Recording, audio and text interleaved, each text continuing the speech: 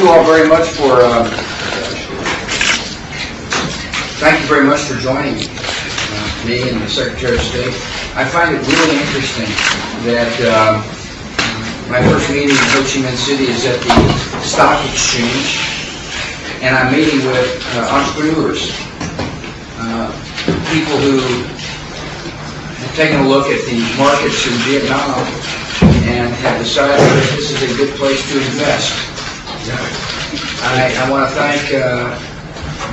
thank you all for coming to share some of your stories with me. I'm very interested in hearing what the opportunities are like and the obstacles you face, and how perhaps the United States can help foster the market economy that is growing here. I must tell you, I am, first of all, unbelievably grateful for the welcome that Laura and I have been received with here in Ho Chi Minh City. I've never seen as many people running the streets with such a friendly attitude. Secondly, when I read about the recent economic history of Vietnam, I am amazed at the size of the growth and the fact that people are beginning to realize dreams. I recognize that some of you here at the table were born in Vietnam, came to the United States in the mid-70s, and have decided to return. And I'm really interested in hearing what that has been like, and the contrast in lifestyles, and why you made the decisions you made. We've got, and I do want to hear from you all. Why don't we start with Ms. Lu?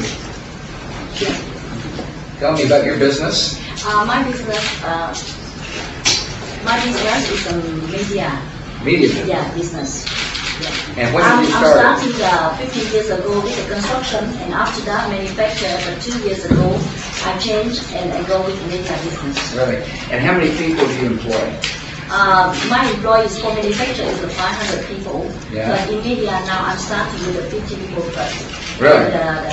For the studio, for broadcasting. The first, I think I'm the first private media in Vietnam. The first private media? Yeah. And let me ask you this question. Is it easy to start a small business in Vietnam? Or is there a lot of paperwork, a lot of bureaucracy, or does it move pretty quickly? If 10 years ago, we can say that is a lot of paper, but nowadays the effort from the government quite a lot to changing. And I think my business go for media in the last year, 10 years ago, very difficult to say can open the private for us, but today, I think that when we go like this, so there is a very, the certificate about the government now open the door. Yeah, it's interesting. One of the interesting things that I try to look for is how quick does it take an entrepreneur to be able to set up a business. And in this country, as I understand it, over the past 10 years, the paperwork requirements have declined dramatically, so that if somebody's got a good idea, they don't have to wait for government to give them approval to get started. And that stands, by the way, in contrast to other countries around the world where it's quite onerous to start up a small business. A sign of a market-based economy, its vitality and health, is how quickly small businesses can get started. And I want to thank you for sharing that with us. Walter, you want to say something? Sure. Thank you, Mr. President. I wasn't born in Vietnam. I grew up in Kentucky, but we started our business in 1994 when the embargo was lifted. And I see Vietnam as an entrepreneur's paradise. What first tell everybody your business? Our company began in Vietnam, and we're involved in consumer product distribution, including L'Oreal, Maybelline Cosmetics. We have a milk and dairy factory in Vietnam producing UHT beverage products. And we also export textiles from Georgia, mainly carpeting in Vietnam. We have an industrial development division as well. We're sponsoring a power plant project just north of Ho Chi Minh City. And does the government welcome foreign capital? Vietnam is rated as one of the most welcoming countries in the world for foreign direct investment.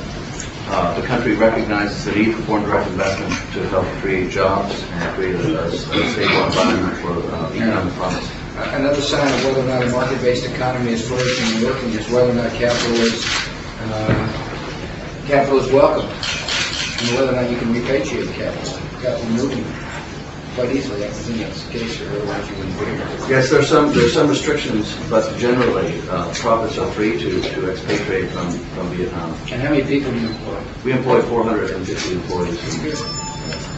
So in other words, You know, in Hanoi, one of the things we saw were these giant industrial complexes with multinational corporations. And the first two businesses we've heard from are businesses that employ less than 500 people, which is a sign of a robust economy when small businesses are flourishing.